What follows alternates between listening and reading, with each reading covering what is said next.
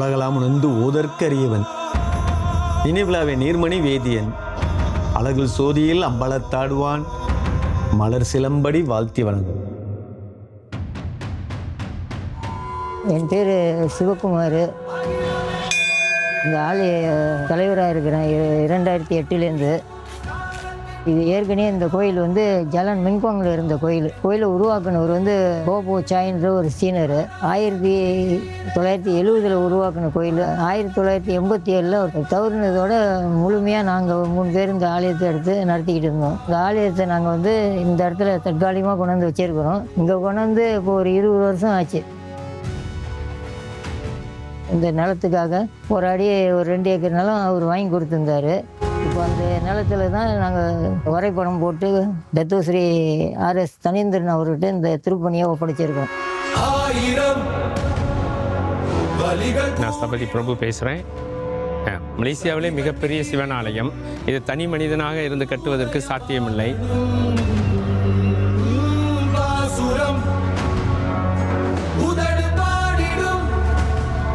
ஒரு சிவன் கோயில் அமைக்கிறதுங்கிறது மிகப்பெரிய சிரமமான ஒரு விஷயம். அதையும் ஆகம முறைப்படி செஞ்சு அதை குறிப்பிட்ட காலத்துக்குள்ளே முடிக்கிறதுக்கு ரொம்ப அரிதான ஒரு வேலை. ஒரு 3 வருஷத்துக்குள்ளே இந்த கோயிலை கண்டிப்பாக கட்டி முடிச்சிருவோம். அதில் எந்த மாற்று கருத்தும் இல்லை. இதோடைய மொத்த பட்ஜெட் வந்து ஏறக்குறைய ஒரு 20 மில்லியன் அவங்க எஸ்டிமேட் போட்டிருக்கோம். அதற்குள்ளே இந்த வேலையை முடிக்கிறதுக்கு நானும் என்னுடைய குழுவினர் சேர்ந்து மிக நன்றாக இந்த வேலையை முடிச்சு கொடுப்போம். ஆலயத்திலே எழுந்துருளி அருள் பாலிக்கின்ற அம்பாள் கற்பகாம்பிகை தாயார். அம்பாள் வந்து மாங்கல்ய பலத்தை கொடுக்கக்கூடியவள் அம்பாள். சிவபெருமான் கங்காதர சிவபெருமான். எல்லா ஊரிலையும் ஒரு சிவன் கோவில் உண்டு. ஒவ்வொரு ஆலயத்திற்கும் சிறப்பான பலன்கள் உண்டு. அப்போ ஆகாய கங்கையை சிவபெருமான் தன் தலையில் தாங்கியதால் அவருக்கு கங்காதர் என்று பெயரப்படுகிறது.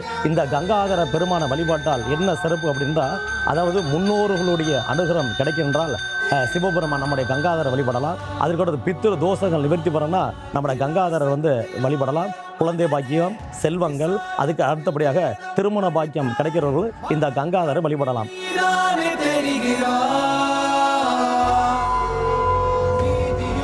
எனக்கு ஒரு பெரிய பணியை கங்காதர சிவபெருமான் ஆலய நிர்வாக குழு திரு சிவகுமார் அவர்கள் என்னிடம் ஒப்படைத்திருக்கிறார்கள். இந்த 1 வருட காலத்தில் நிறைய திட்டங்கள் செய்து நம்ம நிறைவேற்றியிருக்கிறோம்.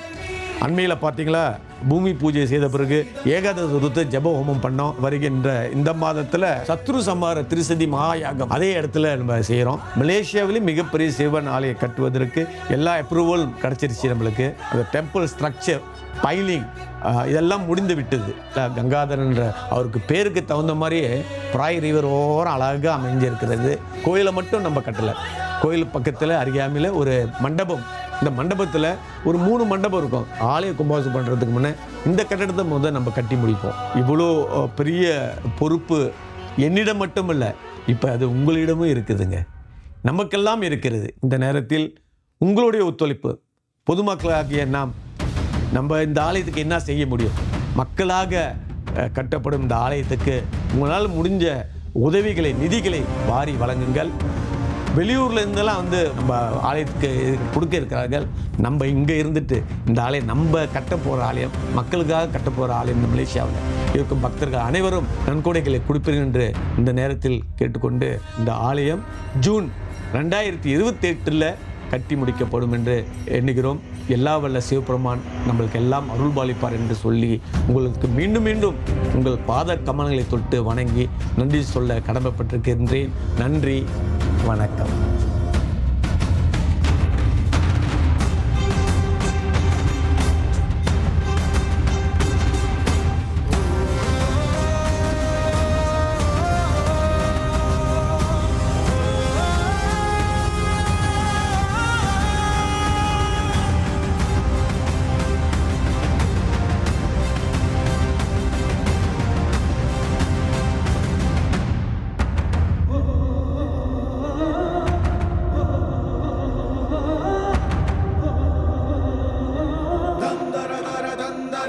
dara dara